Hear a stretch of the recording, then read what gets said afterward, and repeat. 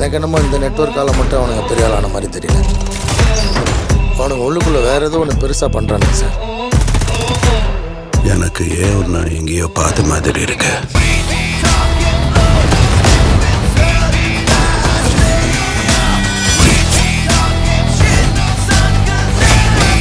இந்த தேவா பத்தி தெரிஞ்சிருந்தோ என்கிட்டயே விளையாடி இருக்க.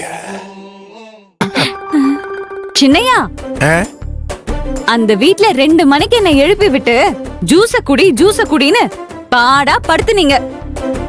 இங்க வந்ததுக்கு அப்புறமாது இந்த ஜூஸ் பிரச்சனையை முடிப்பீங்கன்னு பார்த்தா ABC போட்டிருக்கேன், XYZ போட்டிருக்கேன்னு ஏதாவது டார்ச்சர் பண்ணிட்டே இருக்கீங்களே. ஏன் இப்படி பண்ணிட்டு இருக்கீங்க? இது உங்களுக்கு நியாயமா இருக்கா? ஈசு, எதுக்கு நீ இப்ப என்கிட்ட சடார்னு கோவப்படுற?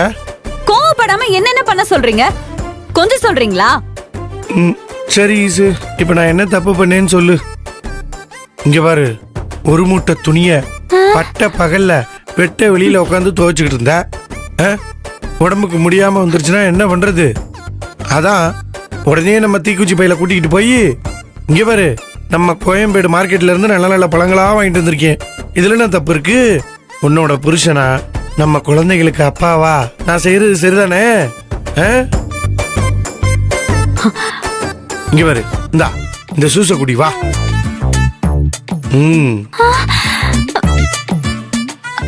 சின்னையா, கொஞ்சம் இருங்க சின்னையா. நீங்க என்ன நினைச்சிட்டு இப்படி எல்லாம் பேசுறீங்க? நீங்க ஏன் மேலயும் நம்ம குழந்தை மேலயும் இருக்கிற பாசத்துல இந்த ஜூஸ போட்டு எடுத்துட்டு வந்திருக்கீங்க. அத நான் தப்புன்னு சொல்லல. ஆனா ஒரு டம்ளர் ஜூஸ் எடுத்துட்டு வராம 3 டம்ளர் ஜூஸ் எடுத்துட்டு வந்தா அது ஒரு மனுஷன் எப்படி சின்னையா குடிக்கிறது? அது சாத்துக்குடி juice, orange juice, grape juice இது மாதிரி இருந்தா பரவாயில்ல, கடகடன்னு கண்ணை மூடிட்டு எப்படியாவது குடிச்சிடலாம். ஆனா இது பீட்ரூட், கேரட், ஆப்பிள் ஜூஸ் ஆச்சே. எப்படி சின்னையா குடிக்க முடியும்? சத்தியமா முடியாது சின்னையா. ஈசு, நீ இப்படி எல்லாம் பேசுறது கொஞ்சம் கூட சரியில்லை சொல்லிட்டேன். நான் ஒன்னும் உனக்கு 3 ஜூஸ்லாம் போட்டு கொண்டு வந்து கொடுக்கல, உனக்கு ஒரு ஜூஸ் தான் போட்டு கொண்டு வந்திருக்கேன்.